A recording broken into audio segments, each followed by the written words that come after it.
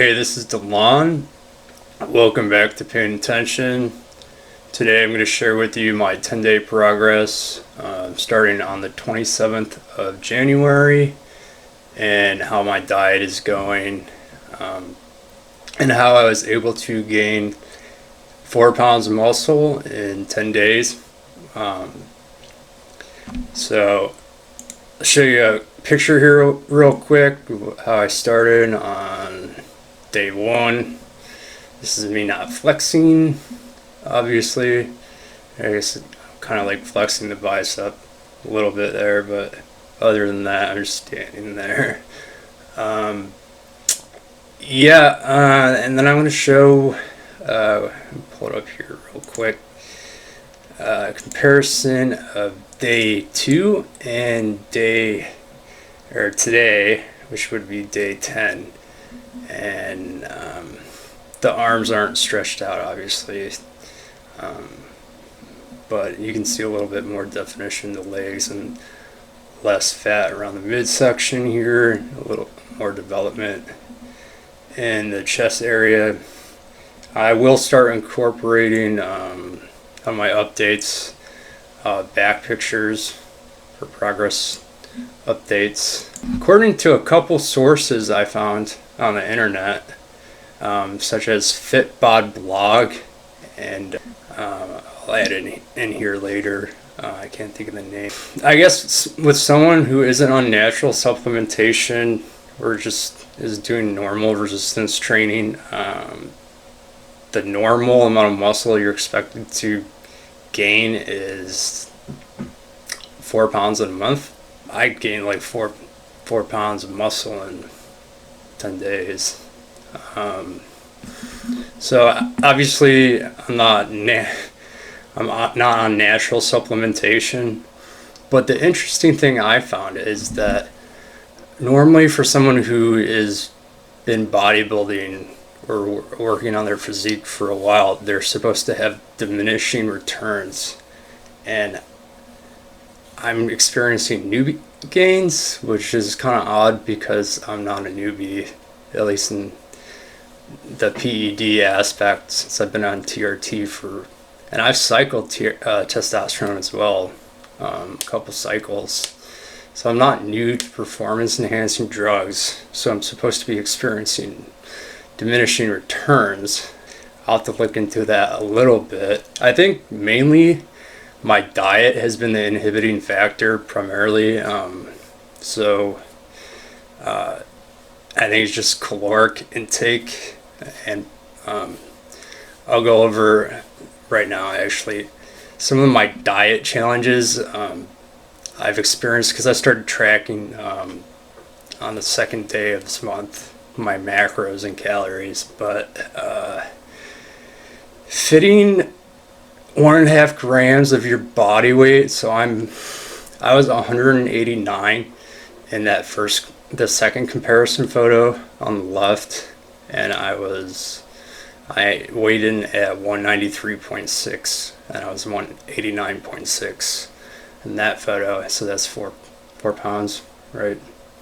Yeah. And so I think the main inhibiting factor for me was calories, and I said that already.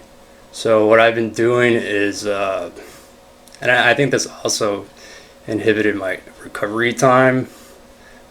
So the solutions I've been using is, instead of just doing the 30 grams of iso whey, I've upped it to 50 grams. And the way I do that so that I don't get, because typically you're only allowed, your body only absorbs 25 to 30 grams of protein at one time. So there are a couple ways to get it to absorb more, not turn it into fat stores. One of the ways I do that is I will take hydrolyzed whey or fast absorbing whey, and without even any milk, and I'll just have it with water, so it just goes straight through your stomach, and it'll absorb through the stomach's walls and not even have to absorb through your small intestines. And then you can, like, while you're waiting. And another benefit of that is a lot of at least the GNC brand that I was using had like leucine built into it. I don't think it's like a effective dose, but I think it was like, it might be 10 grams. A lot of times they'll say it's like part of a blend, so you don't know really what you're getting. But I mean, it makes you feel better, so there's that. But the good thing about leucine, I think I mentioned in a couple other videos of mine, it stops autophagy, which is like your muscle cells breaking down through the cytoplasm, or just, it's like the way that the cells excrete amino acids out of your cell when they're breaking down because they don't have enough nutrients, and so it stops that from happening. And growth hormone does that as well, or HGH. It'll actually shunt the lysosome pathway for autophagy. It's the same process. So I do that initially, and then that gives me time to prep the food and like replenish a lot of the glucose or glycogen deposits that I drain from the conversion of amino acids to ATP, adenosine triphosphate, into the blood, and giving your muscles the pump or the blood that they need, so that autophagy will actually break down the muscles if they don't get replenished. So use the leucine, the isoleucine, which I put in another video that I'll put right here in a card you can check out. And then after that, then you can replenish those glucose or glycogen deposits that you drain through conversion of amino acids to ATP into your blood to feed your muscles. And then that's how I kind of get around that, so I can fit in more protein into my supplementation in the meals, because getting 1.5 to 2 times or 2 grams of your body weight, especially when you're 190 pounds, so what would that be, like 250 to 300 grams of protein a day in increments of 30 every 1.5 to 2 hours is pretty challenging. So that's the one way I skirt that. Another thing that is really low in caloric intake is whole eggs. So is egg whites, but I like the cholesterol in eggs. I think it's better just for your heart health and everything, and HDL. But yeah, I made like a protein waffle this morning, and I just put like water or milk if you prefer, and you can mix your iso whey into that, and then put some like Walden 0 calorie, 0 sugar peanut butter on it for taste, and that's just a little bit of sodium, so you'll have a little bit of water retention. PED recovery challenges. I've noticed that my tren enanthate I'm using is supposed to have a half-life of 7 days, but with the workout regimen that I'm currently on, which is 4+ hours of resistance training, I was getting diminishing returns, or my recovery was taking longer than I wanted it to. So I changed it, or that was one of the challenges I experienced. And then because the enanthate is supposed to take 6 to 7 days for it to reach half-life, where trenbolone acetate is like 3 days. I was noticing the half-life in 3 days. So the way I corrected that is I'm just gonna have to, do it every 3 days instead of 7. So, and then it's also like increasing my protein. So initially when I started tracking my calories and protein, I was struggling to get like 100 grams of protein a day. And now I think I made it successfully, started making it past 200. I am curious to see after I get a stabilized workout regimen if I can, where my free test and total test levels are, because trenbolone doesn't aromatize into estradiol, so it'll just be, you'll just have a bunch of free tests floating around in your blood, and then they'll bind to your AR or androgen receptors in your muscles. So yeah, I've upped my dose to 130 milligrams every 3 days. I've also started increasing my protein intake. As far as training goes, the main challenge that I've been having is getting the blood flowing to smaller muscle groups for pumps.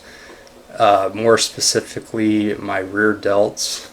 A big epiphany for me was like your larger muscle groups, especially when you're doing deadlifts, you'll know when you fail. But for these smaller muscle groups, there's not really any failure. It's just like almost like a peter out, where you can't really like do anything anymore, but it's not like a sudden dramatic failure.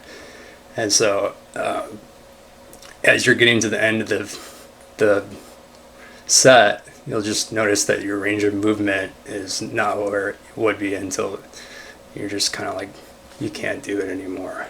So yeah, it was kind of like an epiphany for me. And then implementing progressive overload along with my drop sets. So basically doing like a ladder up and then a ladder down instead of just doing 10 to 12 reps, because that doesn't really create, I mean, it can create hypertrophy, which is like the tearing of the myofibrillar. If I butcher the name on that, I'm sorry. I'll correct it down below. But the actual strands of your muscle, so when they tear, a lot of people know this, but just in case you don't, when you tear them, it's just basically like a cable stretching out. Just think of a bunch of stranded wires getting frayed, and then they have cells inside those wires that come and repair, and they get bigger next time. If you're not creating that, what they call hypertrophy, which is the stretching out of the stranded wires or muscle fibers, then they don't grow. And so to do that, you can do that in your 10 to 12 rep range, but I think a main component of that is introducing it to new stimuli. So i.e. progressive overload, heavier weights. So if you incorporate that with attrition, like more sets, and then you drop the weight when you can't do that in a certain rep range anymore, and then on top of that you added time under tension, so that means you're concentrating on the negatives of the lift as well, then you're going to see more results than if you're just kind of like going through the motions. So just to recap, if you're starting your cycle, don't take the half-life at face value. So for my trenbolone and anthate, it says that it's supposed to be 7 days, but for my purposes, it's said it 3 days works better. So it is case dependent. If you haven't started tracking your diet or you're protein deficient, all the PEDs aren't going to help you if your body is naturally starved of calories or protein. Time will tell, but I think this was my main inhibiting factor. And then finally, the range of motion is going to trump hitting the wall for those isolation movements. Don't just because you can't go up all the way quit when you're getting to that higher reps, 15, 20, 25. Keep on going even though your range of movement is getting lower until you can't move it anymore, because they're more of an oxidative workout than they are an anaerobic It's like fast twitch muscles, because your smaller muscles like your rear delts, what was another one, like your gastrocnemius, your soleus, which is the muscle that is underneath the gastrocnemius. And for those who don't know what your gastrocnemius is, it's just your calf muscle, the one with the two heads on the back of your leg. Those are slow twitch muscles, so you want to do 15 to 25 reps to failure, and this is going to be the most effective way to grow those slow twitch muscles. Please let me know down below if you have any questions or ideas for any other topics that you want me to cover. Don't forget to like and subscribe. Thank you for tuning in to Pain Intention. See you in the next video.